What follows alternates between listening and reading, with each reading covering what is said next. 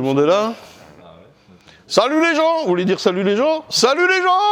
Salut les gens! Bon, voilà le petit week-end d'insémination. Nous sommes le GARS, le groupement apicole régional des... je sais pas. Je vous le remets là. Alors, voici les membres du groupe. Mathieu, Antoine, vous êtes là? Applaudissez, bordel. Robert, Olivier et Cyril. Et voilà, on a fait le petit week-end d'insémination. Je vais faire certainement tourner un petit peu dans la semaine pour raconter un petit peu, parce que ce week-end, j'ai pas pu tout filmer. C'était beaucoup d'action, d'énergie. Pour nous, c'est une première, donc on découvre, c'est de l'entraînement pour dans 15 jours leur faire un bien. Là, on a eu quelques déconvenues, notamment avec les mâles, je vais vous raconter ça. Et puis voilà, les gens, vous voulez dire quelque chose? Non. Non? Non plus? Non, ça va aller. Bon appétit. Ouais, voilà. Bon appétit. Et voilà, c'est un bon groupe. Ah, il y a l'apéro, oui, merde. Donc voilà, et on fera un petit coup de pourquoi l'insémination. Et moi, je voudrais parler un petit peu philosophiquement on doit quand même faire quelque chose avec les mâles. À peine. Ouais, ça, c'est quelque chose qu'on rebute tous un peu de faire. On va en parler vite fait. Puis avec Antoine nous expliquera un petit peu le but de l'insémination. Parce qu'il y a parfois des confusions, notamment de se dire moi, je vais avoir un cheptel de 300 ruches inséminées. Voilà. Ça se passe pas comme ça. Voilà. Allez, c'est parti. C'est parti? C'est parti. Let's go.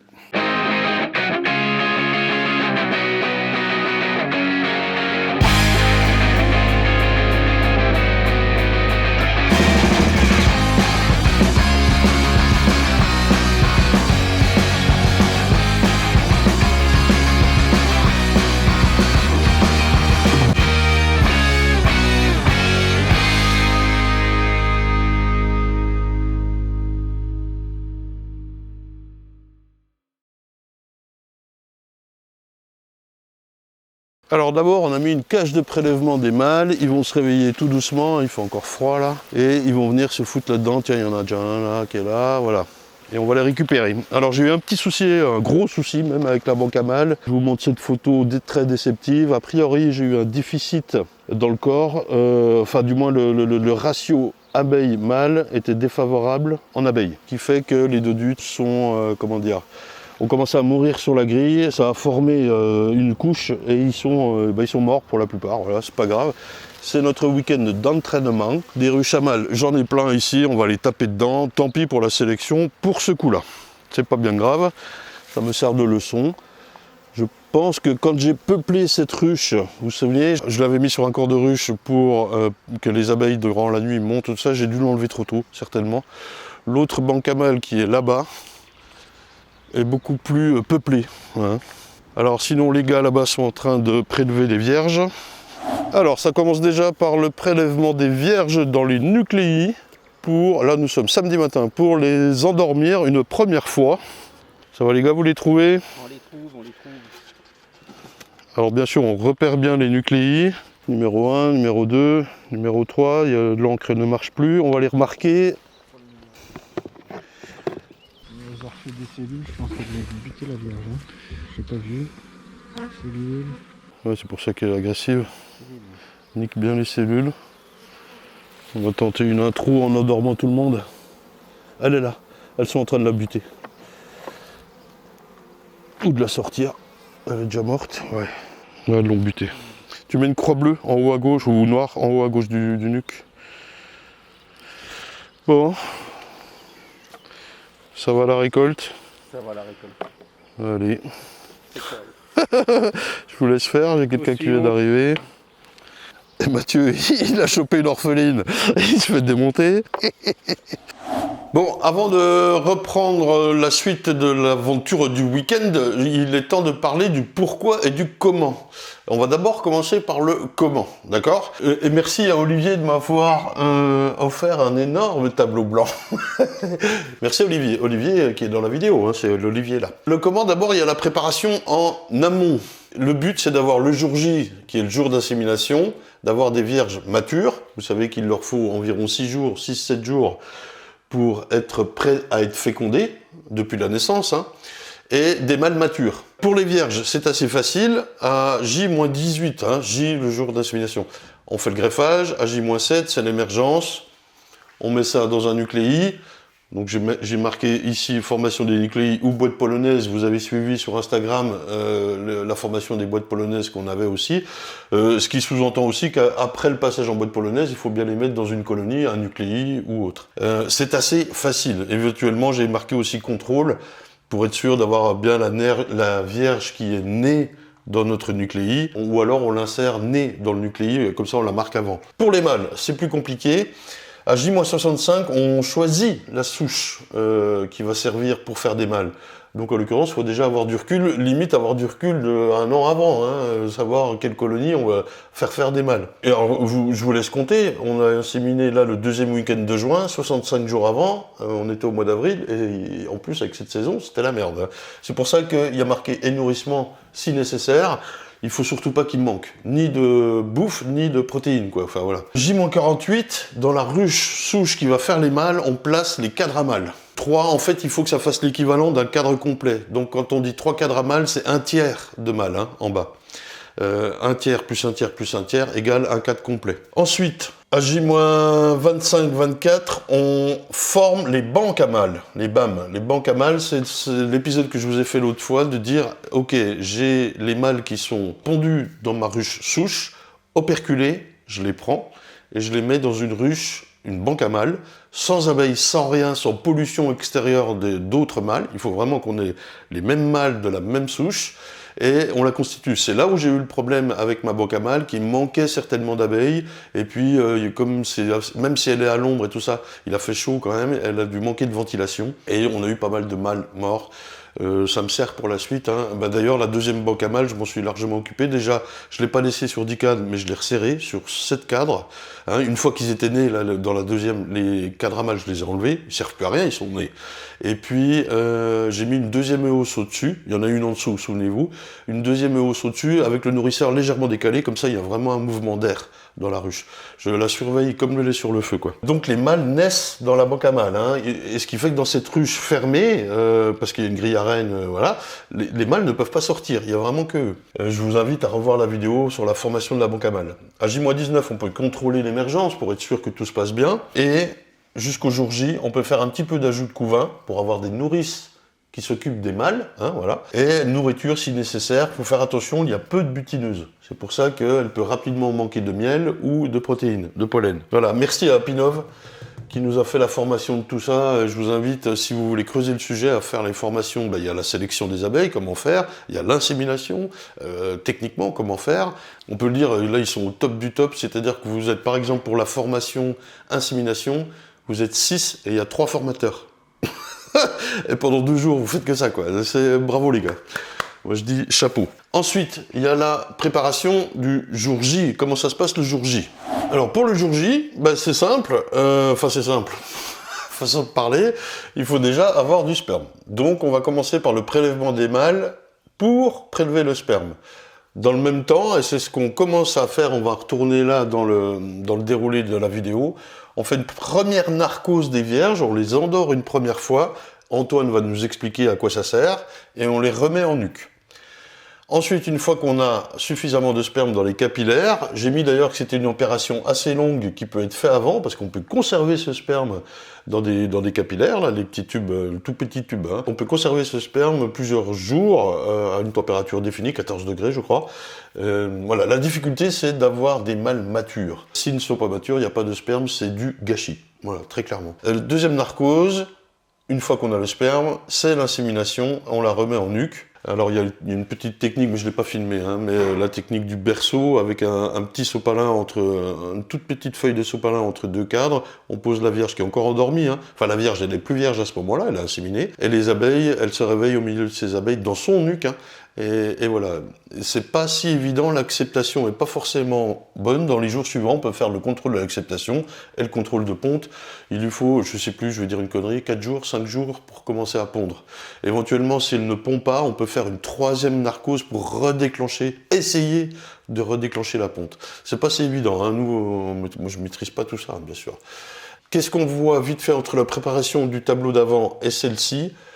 c'est ça, c'est le nerf de la guerre. Les mâles matures, avoir du sperme. C'est le plus dur, parce que finalement, avoir des vierges, c'est facile. Inséminer, surtout vous allez voir, quand on a le coup de main d'Antoine, c'est facile. Et puis Robert, qui est très bon aussi. De toute façon, vous allez voir, l'endormissement ici, c'est 5 minutes. On met un chrono et tout. Hein. Et donc, ça prend moins de 5 minutes de l'inséminer. Ça prend même, si vous avez le coup, 2 minutes. Quoi. C'est hallucinant. Quoi. Donc finalement, c'est ça qui est le plus dur. Et il en faut beaucoup. Il faut qu'il soit mature, il faut pas se tromper, quoi. Ça a été ma connerie pour le premier week-end, de ne pas avoir assez assuré la banque à mâles. Enfin, je me suis fait surprendre par rapport a priori l'étouffement. Et voilà. Bon, voilà. Allez, on repart dans le déroulé du week-end. Alors, voilà la récolte des vierges. Il en reste 14 sur 18. Elles m'en ont retué 3, les gars. Ouais, c'est ça. Et il y en a une qui s'est échappée, là, en ce moment. Elle est en train de voler. Bravo, on va revenir. Juste une question, ouais, elle va revenir, on a laissé le nuque ouvert, on va vérifier. Une question, pourquoi la première narcose, Antoine? Pour qu'elle ait plus envie de sortir se faire féconder, et après une deuxième narcose pour qu'elle déclenche la ponte. D'accord. Et ça, la deuxième narcose, c'est après l'insémination? C'est pendant l'insémination. C'est celle-là, la deuxième. En la narcosant, dans la deuxième. Et on complète Okay. la narcose, soit on est mauvais et on met plus de 5 minutes et il n'y a pas besoin, si on est plus rapide, on continue la narcose 5 minutes au total. Ok. Antoine rajoutait, mais pourquoi elle a plus envie de sortir quand on l'endort, quoi? Mais on sait pas. Je crois qu'ils savent pas, mais c'est assez marrant quand même comme concept. Après, moi, tu m'endors, j'ai pas envie de sortir non plus. Un Hein. coup de CO2 et t'as plus envie de sortir, mais bon. C'est Bon. pratique, c'est facile à faire, c'est du CO2, donc on en a tous. Ouais. Là, on est prêt à prélever. C'est des pompes hyper précises au microlitre pour pouvoir inséminer précisément. Ok. Et l'idée, c'est de... Alors c'est là où Apinov est très fort, ils ont fait les tips, l'extrémité qui va permettre de prélever, surtout qui va permettre après d'inséminer, Ouais. parce qu'il faut le bon diamètre pour Ouais. rentrer. Et là, on va remplir le capillaire de semences. D'accord. Donc là, on tourne, on aspire, et puis après... Ok. On va voir ça. C'est l'idée. Super. On va déjà endormir les rennes. Alors, moi, dormir, je disais ça. Attends, vérifier que là, c'est ouvert comme ça. Alors on a de quoi endormir un régiment. C'est ça. 2 bouteilles de CO2 de folie. Alors la petite boîte fabriquée pour endormir les mémères. Ça, c'est bien. Tu contrôles la quantité ou pas? Bon, dès qu'elle dorme, mais j'en mets le D'accord. moins possible. Hein. J'en mets le moins possible.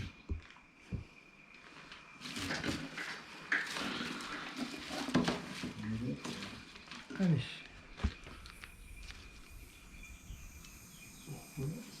C'est quoi ton métier dans la vie, Antoine? Je suis chirurgien. Pardon. Mais pas anesthésiste. Hein. Pas anesthésiste. Ça y est, ouais, je vois que Voilà. la 2 dort bien. Ah, ça Et là, marche. on va mettre un chrono Ok. et on va voir pour les tenir Combien de temps? 5 minutes. 5 minutes. C'est pas mal le petit système. Pas mal du tout. Avec comment ça s'appelle, les petits capillaires là pour le nez là comme, Oui, c'est pour avoir de l'oxygène. T'as piqué ça au boulot? Je fais de la récup. Non, mais c'est pratique. Bah carrément. Alors les premières vierges ont été narcosées et remises dans leur nuque respectif. Ici les mâles ont été prélevés malgré la banque à mâles déficitaire. Mais enfin bon, on va trouver notre bonheur quand même. Et puis donc ça se passe en 2 fois. Je vais vers Antoine. Il y a une double réversion, ça s'appelle comme ça. Éversion. Éversion. Alors là, On fait sortir les cornules, les 2 cornules. Et là, après, on presse pour faire sortir, clac. Et sauf que celui-là, il est bon. pas mature. Ok. Il n'y a pas de sperme au bout. Et on le Et sent là, sous les l'idée- doigts, il doit être tout dur, hein, c'est ça? Ouais, s'il est dur, t'es sûr qu'il est bon. Ok. S'il est pas dur, il est peut-être déjà un peu bon. Ok. Mais et là, j'ai pas touché, donc là après, on prélève. Ok. Le but est de ne pas contaminer. Tu nettoies le derrière, tu le tues. Là, tu vois, là, je suis sûr qu'il va être dur. Je l'ai tué, il a déjà fait la première éversion, donc sans rien toucher. Là, il est pas complètement dur. Là, je l'ai mal. Et là, il y a du sperme. D'accord. C'est ce qui est mais crémeux. Pas, Si, pas si, énorme. bah, si, ouais. s'il y en a, il y en a. S'il y en a, il y en a. Non, c'est bon. Là.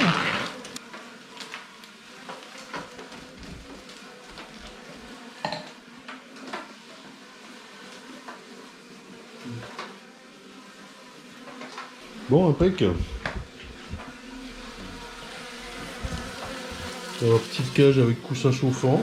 Allez, on passe à la suite. Hein. Ok. Donc là, la semence est prélevée. Et puis là, endormissement de la reine pour la seconde fois, pour l'inséminer et ensuite la remettre dans son nucléi d'origine. Je l'endors, on la fait remonter pour pouvoir la positionner sur l'appareil à inséminer. Je peux même essayer tout de suite. Je mets la lumière, attention. Donc on la positionne avec une arrivée directe de CO2 pour l'endormir. Là on voit qu'elle ne dort pas du tout. Dès qu'elle va dormir, on va compter 5 minutes. Donc là elle dort, elle ne bouge plus. Les instruments nettoyés.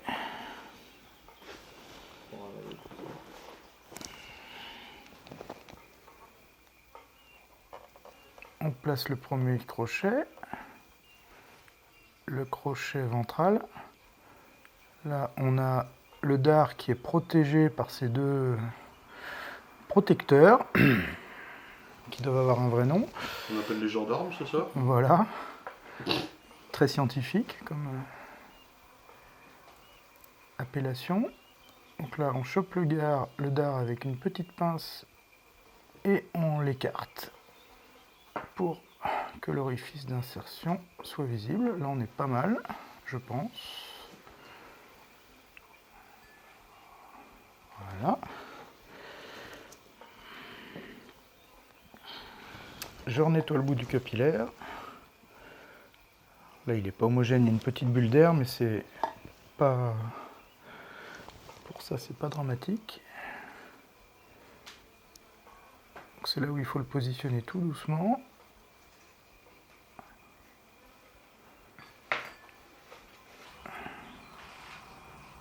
Tu t'es décroché? Ouais, bah, c'est pas grave. On le raccroche. Voilà, là je pense que je suis bien.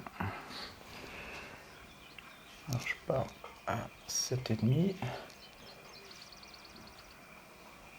Voilà, là je suis bien. Ça descend, ça reflue pas. 7,5. Il y avait une bulle d'air, on en a un peu de plus. Voilà, on est parfait, on est bien. Je la libère vite. Tac. Pas que la semence sèche. Une petite bulle d'air, un petit peu d'eau. Et c'est fini. Et on peut la laisser se réveiller tranquillement. On la laisse dormir 5 minutes au total pour qu'elle déclenche, pour faire les 2 narcoses de 5 minutes. Et puis voilà.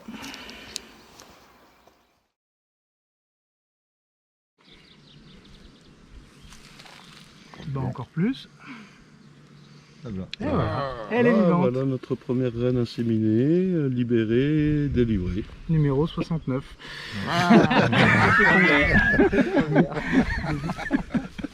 C'est pas mal. Ils sont fiers. Hein. C'est bien. Déjà, elle est déjà là au bout de 24 heures. C'est bon, Bah oui, ça. Bah oui. Plus de 4 jours. Bah c'est cool ça. Alors, on peut s'intéresser maintenant au pourquoi. Alors le pourquoi, c'est pour s'assurer que ce qui nous intéresse est bien transmis aux filles de ces inséminés. Les F0 transmettent au F1. Pour savoir ça, il faut faire des tests, d'accord? Une sélection, une insémination sans test, c'est inutile les gens. Et un test, ça correspond à faire 30 filles de la F0, de l'inséminé, en situation. En situation, ça veut dire qu'on les met dans un rucher, on fait des ruches, hein, complètement, on fait comme des ruches de production. Il faut tester dans différents ruchers, dans différentes régions, dans différentes saisons, et pour ça, il nous faut des testeurs, ça fait beaucoup. Par exemple, moi, si j'arrive à avoir 5 reines inséminées par an, à chaque fois, je fais 30 filles de chaque, ça fait 150 ruches à tester. Et de là, je pourrais dire, effectivement, cette inséminée marche bien, elle a transmis, par exemple, la douceur qui m'intéresse, ou la gestion de la nourriture pour l'automne, comme ça, j'ai pas besoin de nourrir, ou des choses comme ça. Sur ces critères-là, il y a énormément de choix possibles, il y a de tout. Et de là découle une première notion philosophique de dire, est-ce qu'on fait ça? Est-ce qu'on doit faire ça? Quel est l'intérêt? Je veux dire par là, la nature fait bien les choses, normalement. Alors, on va écouter Antoine juste après qui nous fait un petit résumé là-dessus, qui nous parle de ça. On peut dire tout de suite que faire des inséminés, ça n'est pas faire des Formule 1. C'est pratiquement, c'est pas tout le contraire, mais le but du jeu, c'est juste de dire, on n'arrive pas à tout contrôler dans la nature, de toute façon, notamment avec les abeilles, puisqu'il y a des fécondations naturelles qui régissent le truc. Avec une mixité de mâles. Pour faire ces zéros, on veut éviter cette diversité, pour le coup, pour pouvoir dire, il y a ce critère-là qui m'intéresse, j'arrive à le transmettre à la fille. Mais la fille, elle va se faire féconder naturellement, hein, de toute façon. Donc on retrouve quand même le côté naturel très rapidement. Ce qu'on fait, c'est qu'on gagne du temps en faisant ça. Antoine va nous l'expliquer derrière. On pourrait le faire de façon naturelle, sans insémination, sans fécondation instrumentale, mais il faudrait des fécondations dirigées, c'est-à-dire qu'on est sûr que les mâles d'une même sélection fécondent des vierges sélectionnées. Et pour ça, il faut un endroit sans autre mâle. Ça veut dire une île, ça veut dire une île. Il ne faut pas être pollué par les autres. Alors je sais, ça peut paraître bizarre, mais c'est comme ça. Si on veut réussir à faire de la sélection. Voilà. On peut très bien faire des abeilles sans sélectionner, il n'y a pas de problème là-dessus. Il y a le phénomène aussi de dire, les gars, ok, la nature est bien faite, elle s'adapte à ce qu'elle a, les abeilles s'adaptent et tout ça, mais nous, on a pourri le truc, quoi. On a pourri nos campagnes, quoi. Je veux dire, il y a les montagnes qui sont encore peut-être un petit peu préservées, mais là, qu'est-ce que vous voulez qu'elle s'adapte à quoi? Enfin, je veux dire, je vous le rappelle qu'il y a quand même 400 hectares de bois qui ont été coupés, là. Moi, il n'y a plus d'acacia, il n'y a plus rien, là. Qu'est-ce que vous voulez je ne comprends pas, quoi. 400 hectares, les gars. Hein. C'est peut-être pas mieux ce qu'on fait là, mais c'est aussi en réaction à ce qu'on hérite, quoi. Je veux dire, moi, j'ai pas choisi d'avoir 400 hectares de forêt en moins, quoi. Hein. Donc, ça, c'est un petit peu compliqué. Et au niveau du principe même, il y a un truc qui m'embêtait, moi, c'est la double version des mâles. Ce qu'il faut, c'est avoir une belle banque à mâles, de mâles matures. Ce qui fait que quand on fait cette double version pour récupérer le sperme, eh bien, on sacrifie un mâle, mais dans la nature, il se passerait exactement la même chose. La vierge serait en l'air, le mâle le féconde et il meurt. Et bien là, si on arrive à faire ça, à récupérer le mâle, il n'y a aucun gâchis. On a prélevé le sperme, le mâle meurt, bah oui, et puis on a atteint notre but sans préjudice à la nature finalement, parce que les mâles meurent quand même dans la nature.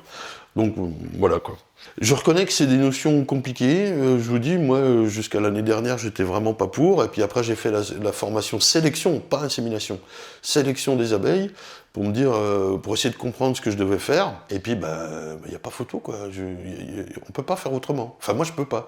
J'ai regardé pour avoir des îles ici, on est en train de regarder pour avoir un terrain militaire, clôturé, grand, et puis si on arrive à ne pas avoir d'abeilles sauvages là-dedans, eh ben on pourrait faire nos fécondations dirigées. Mais c'est pas gagné, c'est absolument pas gagné quoi. Voilà, bon. Bon, allez, on écoute Antoine pour un petit mot là-dessus aussi, parce que je lui ai posé la question pendant le week-end, c'est assez intéressant. Et puis voilà, j'espère que vous avez compris un petit peu le déroulé du truc. Je vous retrouve juste après. Antoine, dis-nous un petit mot sur l'insémination, l'intérêt de ce qu'on fait ce week-end. Alors, outre le fait que ce soit pour nous, un entraînement, puisque c'est une première, et puis, bon, il y a eu quelques ratés, voilà. Mais à propos d'une espèce de perception qu'on a de l'insémination, est-ce qu'elle est fausse, est-ce qu'elle est vraie, le fait de dire on fait des Formule 1 et on veut absolument tous avoir des Formule 1, etc., etc. Ce qui n'est pas vraiment vrai, c'est pas vraiment le cas. Non, mais c'est pas le but de se faire des ruches de production qui vont être les meilleures du monde. Le but, c'est d'associer ça à de la sélection. Le but de tout ça, c'est de dire on a plein d'abeilles qui viennent de droite, de gauche, il y a des gros mélanges, il y a les couleurs, tout ce qu'on peut dire, tout ce qui existe, et qu'en gros, elles ne sont pas forcément adaptées à là où on est.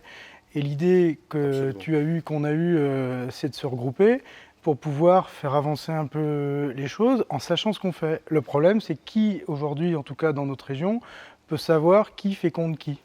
Et d'accord, la diversité, très bien, et après, mais il y a un moment, il faut un peu savoir ce qu'on fait, et donc si on n'est pas sur une île, on n'est pas avec des saturations, on ne peut jamais être sûr de ça, donc de féconder, tu peux suivre ce que tu fais. Ça veut dire qu'on va évaluer. Et le gros travail, c'est pas la binoculaire et faire. Ça va être de suivre, de féconder, d'être cohérent dans les notations. Elle est bien, elle est pas bien, qu'est-ce qu'on veut. Et je crois qu'on est tous d'accord que le but, c'est pas le tonnage de miel. C'est plutôt qu'elle soit autonome, qu'elle se défende. Et c'est pas de faire comme les déboires de la Primolstein ou autre. C'est de vraiment avoir quelque chose d'adapté, tout simplement. En gros, on fait ce que fait la nature. En moins de temps, elles sont dans des cages. C'est de l'élevage. Il faut que ça... Voilà, c'est tout. Et c'est complètement cohérent. Alors ça va choquer ce côté très technique, mais n'empêche que on accélère ce que fait la nature.